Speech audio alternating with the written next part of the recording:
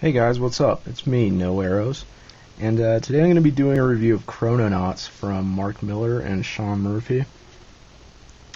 And this is a time travel series, as you can see from this here.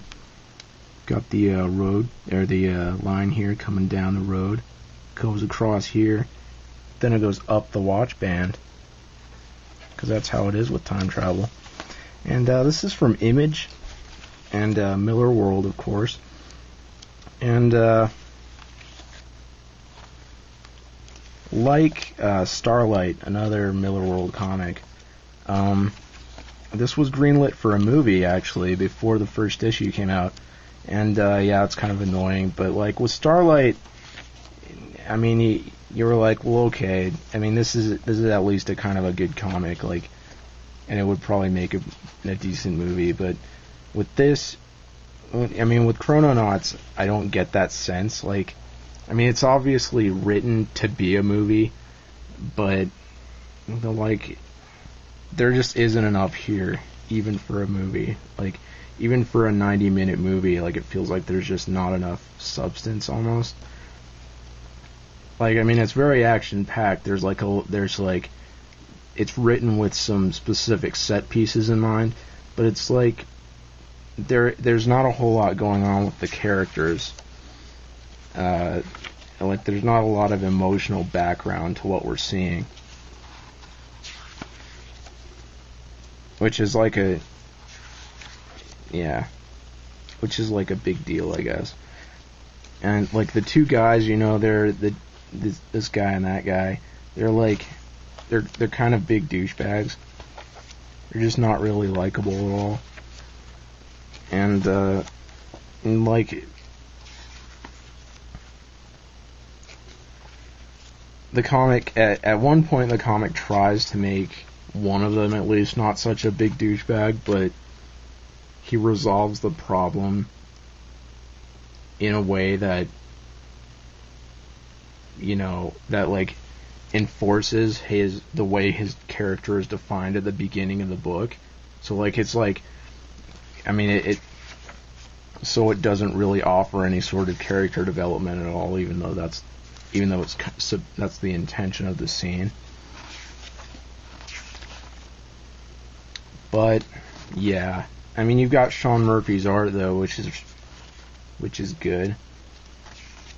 He has a nice style, very expressive. You know, he's good at doing action scenes.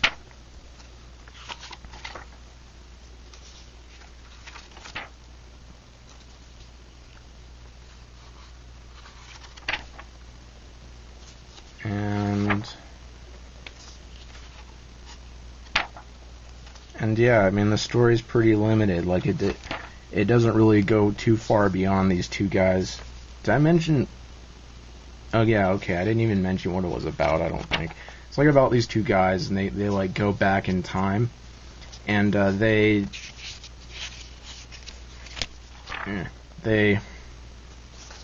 decide to like cut off contact with their, I guess, the government, or the, you know, their company that they were working with that sent them back in time. And so they decide to use their time travel suits to like make themselves rich and famous and stuff. And, you know, then the company, like, or the government or whatever, sends in their time travelers to stop them and get them back and stuff, and prevent them from screwing with the timeline. Like, what they do stuff like they go in and like take a F-15 from one time period, and then they bring it into like a more primitive time period to give them like a military advantage. And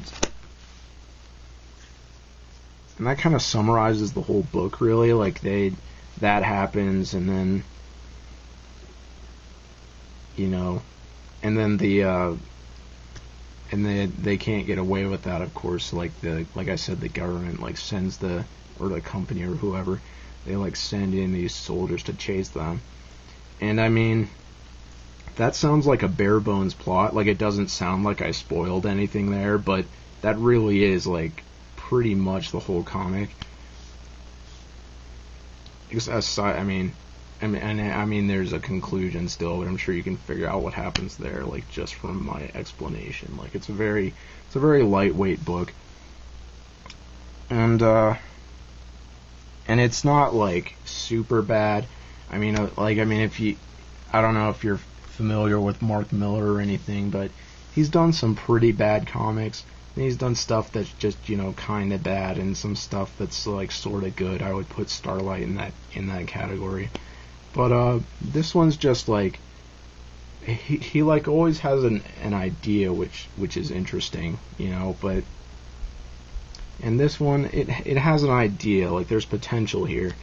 But the comic itself just kind of fails to deliver it. It doesn't have like any unfunnies moments or any like nemesis moments. It's not that bad, but it's just like it's just half baked, which is a recurring problem with a lot of his comics.